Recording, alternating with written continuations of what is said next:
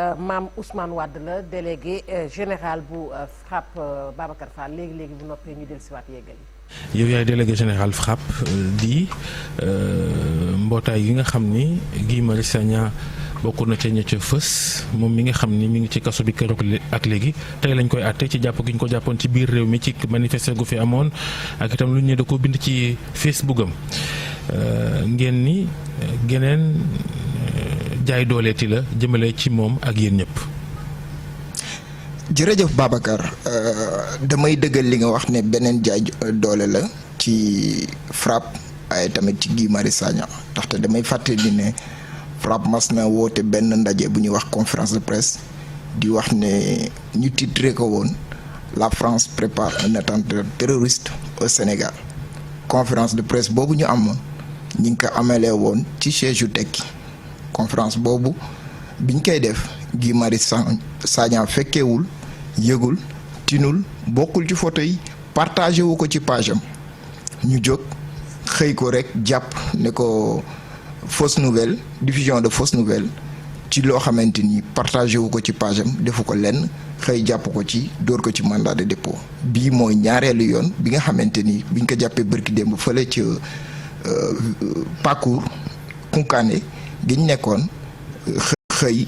jàpp ko ci guddi gi patamee ko ba indi ko fii nga xamante ni moom mooy Ndakaaru di ko toppee lii nga xamante ni moom mooy diffusion de fausse nouvelle ci benn texte bi mu defoon depuis le 30 ci page Facebook am te texte boobu sax amaana boo xoolee dafa def benn synthèse par rapport ak li ñu dund parce que bu ngeen fàttalikoo bi ñu demee foofu nga xamante ni moom moo doon ñaani bi ñu fa invité dañoo dem di déglu population yi dem toog ak ñoom waxtaanal ñoom xool lan moo nekkoon seen ay jafe-jafe ñu agressé ñu fa xotti suñuy yére dóor ñu devant la gendarmerie ñu def plainte boo xamante ni ñi ngi ko yóbbu ak suñu ay avocat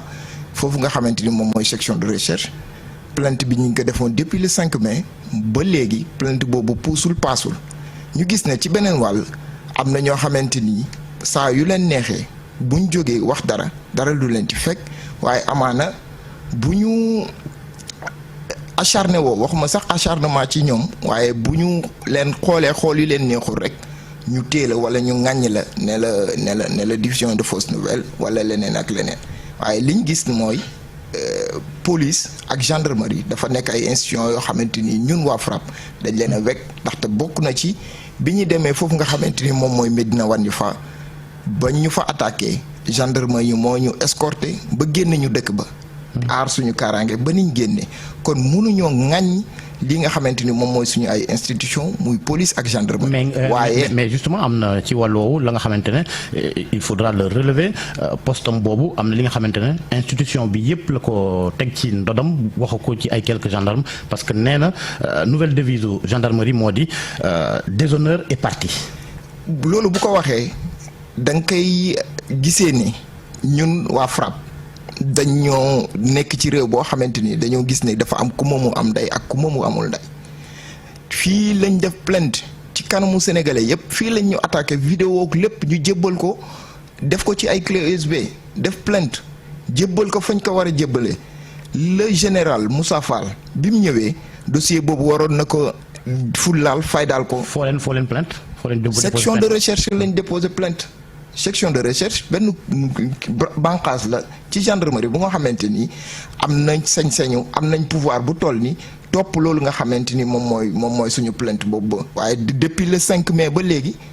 France xaddeef ñun gisuñu dégguñu ñun entendre nañ waaye beneen partie bi kenn entendre ñu leen parce que kii nga xamante ni moom moo sooxee loolu muy le maire Maguette Sène di directeur kuddu ay ndawam ñoo ñu song. et biñ plainté ba léegi kenn woowu leen kenn déglu leen ñu gis ne ñi bokk ci pouvoir bi buñ la attaqué du mujj fenn yow mi nga xamante ni bokkoo ci pouvoir bi buñ la attaqué wala boo attaqué nit du mat 24 heures ñu ñëw jël si la patamee la wala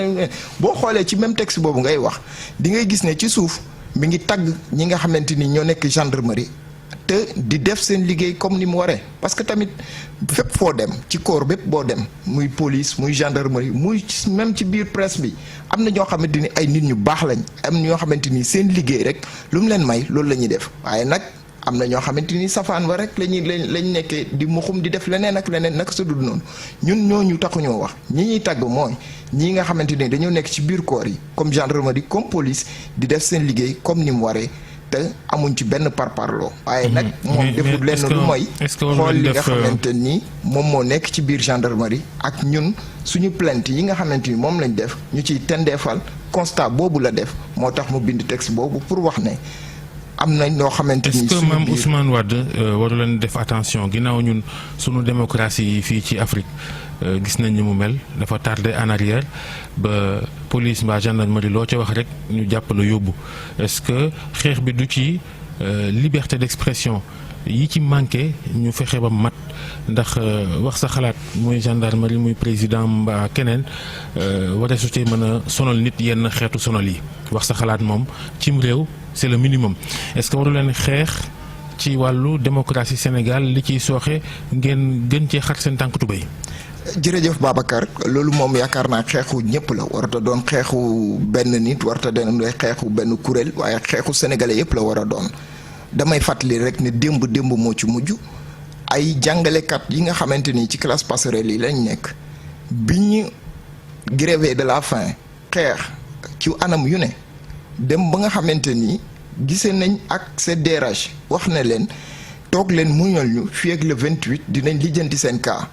ñu toog gis ne loolu ñu leen waxoon gisaguñu ko ñu dem dugal lettre d'information et damay fàttali ne réew mi ñu nekk réew moo xamante ni da ngay déclarer rek waaye nekkul réew moo xamante ni régime déclaratif lañ nekk waaye nekkul réew moo xam ne da ngay ñëw ngir saraxu ngir def marche biñ dugalee ñu dem ñu interdire leen ko te préfet amul woon benn obligation bu interdire leen ko parce que régime déclaratif lañ nekk ñu gis ne dañoo xëy yeewu fajar ñëw toog biir siège FRAPP 9h. conférence presse war a commencer ñu gis police di défiler ci buntu siège bi ak seeni ay oto mu nekk recul boo xamante ni lu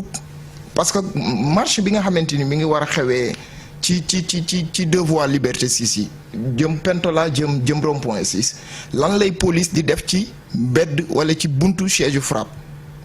ndaxte yaakaar naa ne ñun ak nekkuñu ay defarkatu faux billets jaayuñ yàmba jaayuñ leneen dañoo nekk ak kuréel goo xamante ni dañuy samp di dox di xool nan la ñuy ñoŋalee suñum réew effectivement loolu nga wax dafa am solo dama yaakaar ne nag réew mi buñ ko pencoo woon mu bañ a am parparloo dinañ am réew boo xamante ni dina mucc ayib. mais malheureusement réew mi moom dafa tardé te ñoom Macky Sall mi nit ñi amoon nañ yaakaar ci yu ñàkk fayda yooyu doon tardel Sénégal ñu taxaw ci waaye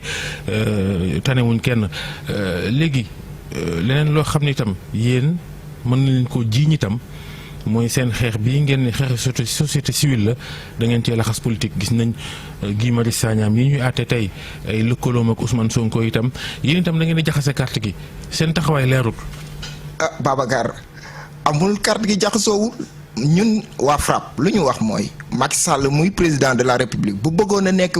membre di FRAPP. bu ñëwee ñu jaay ko carte membre ñun amuñu problème boobu Guy Marius avant FRAPP di juddu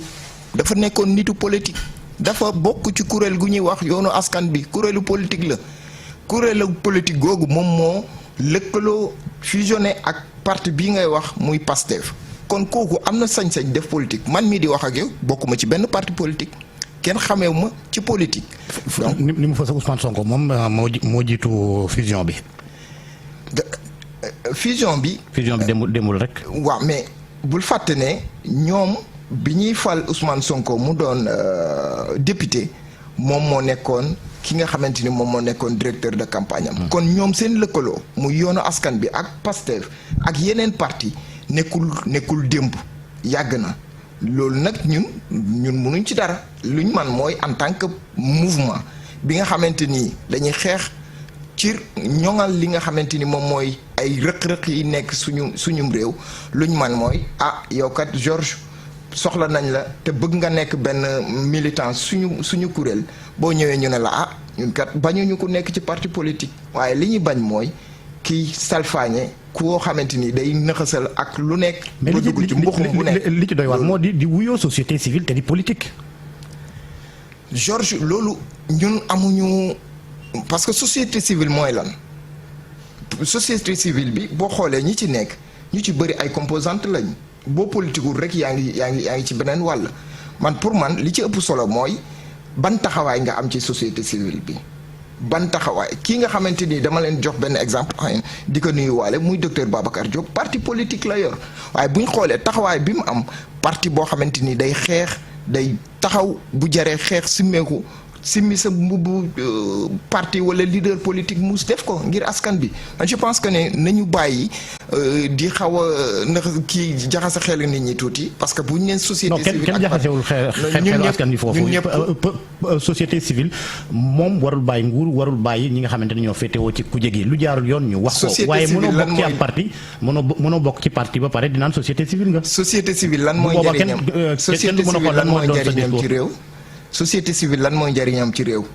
fexe ba réew mi yi nga xamante ni moom mooy ay jafe-jafe ñu jubbanti defaraat sàppa yi ba li nga xamante ni dafa dëng wala li nga xamante ni dafa jël yoon bi nga xamante ni dëppoowul ak yoon bu baax bi ñu taxaw wax parti politique tamit taxawaay boobu rek la war a am yaakaar naa ñun amuñu lenn loo xamante ni de toutes les façons brigué wuñ mandat ñun soxla wuñ doon président wala soxla wuñ doon maire waaye tamit ñun nag kenn ku nekk ak li nga xamante ni moom moo lay permettre nga am yoon bi jub bi ñun je pense que ne en tant que membre ak ci kuréel googu ñuy wax FRAPP ñun li ñu yàpp mooy képp kuy sénégalais am nga cër. sa explication yi nag daa tax suuf soit da ngay politique wala doo politique boo nekkee société civile da ngay tëddee njaaxaanaay waaye opposition ngeen gën a nuru. Babacar du opposition. ñun taxawaay bi ñu am mooy taxawaay bi nga xamante ni moom la sénégalais bépp war a am parce que nguur gi yow sa wàllu bopp yaa ngi koy wax parce que bu ñu seetloo yaa ngi naan nguur gi yaakaar bi ñu amoon ci moom ak li ñuy dund dafa waroo. ci wàllu démocratie ci wàllu démocratie ak côté bu nekk. parce que tey bu fekkee ne ku mel ni Bougazelli day taxaw di wax ne gendarmerie fii la koy laaj 50 millions pour enterrer affaire bi. mais loolu 2 poids 2 mesures amul procureur bi nga xamante ni moom moo autosaisir ci affaire cas Guy Marius Sagna bi procureur boobu fan la nekk bi Bougazelli waxee loolu et li ci garaaw mooy dañoo gis ne procureur dafa autosaisir ci à l'espace d'1 mois. ci ñoo xamante ni d'accord nañ ci ak yow yéeme na lool. ci ñoo xamante ni ñii ay Y'en a marre lañ bokk ñii FRAPP lañ bokk alors que Seynabou Ndiaye Diakhaté mi fi waxoon ne moom pare na ay rapport am bu yàgg ba jébbal ko ki nga xamante ni moom mooy procureur fu mu nekk xanaa day nelaw wala dafa takk yi casque nañ ko yee boog fàttali ko ne ko rapport yi ak ñii nga xamante ni ñoo fi nekk di wax yu ëpp wax joo xamante ni kenn xamul lan lañ ko mën a qualifier man je pense que ne moom dafa war a yeew bu fekkee ne day nelaw waaye nag man procureur boobu aw ma ci yaakaar xam naa ne daal président comme li mu waxoon rek mooy dafa teg concom ci dossier yi parce que dafa am sénégalais boo xamante ni waruñ kaa topp. am sénégalais waaye nag en même temps am na ñaari député yu bokk ci ñoom ñu tudd leen ci mbiru njuuj njaaj ci passeport gaa yaa ngi lijjanti mel ni seen i mbir itam loolu baax na non. Babacar loolu buñ ko toppee danañ weesu ñaari député ana ñi doon defar faux certificat de mariage yi ñoo ci gën a ndaw. ñooñu mën nañoo bañ a politique di. waaw mën nañoo bañ a politique waaye biñ lay defarloo document da nga am c'est-à-dire dafa am loo xamante ni moom nga ko war a jaare ñan ñoo ordonné ñan ñoo signé passeport yi nan lañ def muxum chaîne bi yëpp ñu réussir ba dafa doy waar. mais au moins war ngeen mën a rafetlu nii parce que à chaque fois ñu ngi doon naan xaj ak seen mooy am ci yenn dossiers yu bëri bii pas ñu nar a lever seen immunité parlementaire de li nga xamante ne aussi il faudra reconnaître que voilà pour procédure bi mën a wéy. ba léegi gisaguñ lever bi. waaw mais mën ta gaawee noonu au moins y a une saisine de l'Assemblée nationale. dégg naa ci professeur Ngouda Mboup mu ne lii jarul sax. kii bi bureau de l'Assemblée bi di réunir man nañ ko def ci anam yu gën a gaawee nii man je pense que ne dañuy tendeefal dañuy naxasaale. fu gaaw fu lu mel lan. mën nañ bureau bi mën na bañ a réunir ba pare ñu dindi seen. attention maanaam plénière mën na bañ a am bureau bi lijjanti immunité parlementaire loolu nga bëgg a wax. waaw loolu laa bëgg a wax dama juum. mais man je pense que ne bu ñu bëggoon mu gaaw dina gaaw ndaxte boobaak léegi ab diir la te am na loo xamante ni kat biñ fiy dindi immunité ñenn ñi gaawoon na lool ba jéggi daya kon nag lii mais procédure aussi lañ toppee jaarale ko ci bureau assemblée nationale de commission yi commission beeg dem ba ca bu nekkee ñoom procédure lay doon bu nekkee ñeneen du laajul sax procédure. non boobu laa wax procédure la woon. Georges xëy na kay d'urgence bi ngay wax mais daa am fi nga xamante ne moom mooy yoon wax. Georges ñun luñ soxla ci réew mi mooy que man ak yow ñu yam ci man ak yow ak keneen ku bokk ci beneen fan ñu yam ci lii nga xamante ni moom mooy ci àttekaayu suñum réew. loolu lañ soxla suñu réew mu bañ a am xaddi ak seen waaye liñ gis ci président Macky Sall mooy bi mu ñëwee premier mandat ñim gënoon a attaqué bokk na ci ay opposant politique léegi mandat boobu jeex na mandat bii lu ko soxal mooy képp ku nga xamante ni da ngay wax ne société civile nga bokk képp ku bokk ci société civile nag que ça soit nga bokk mouvement bu la neex doo am jàmm ci régime am ci mandat bii léegi nag ñun ñooy xool ban appréciation lañ ciy def waaye li wér te wóor mooy en tout cas jot na ñu wàccaat ci suuf xoolaat li nga xamante ni moom mooy. am na manifester gu ngeen nas àjjuma ëllëg ngeen ne far la force préfet d'accord ceeg ñàkk ci d'accord. Man Babacar yow yaa ma yëgal. wala boog Georges du noonu. tey moom joxante nañ ndaje tribunal. tey tribunal. mi ngi noonu. jërëjëf Mame Ousmane Wade en tout cas ci waxtaan wi délégué général FRAPP di mbootaay googu Guy Marius Sagna bokk moom mi nga xam ne ñi ngi koy àtte tey ci gannaaw jàpp gi ñu ko jàpp ci week-end bi nu génn jërë ngeen jëf mbokk yi ñu yendu ak jàmm ba ëllëg geneenuk RFM matin.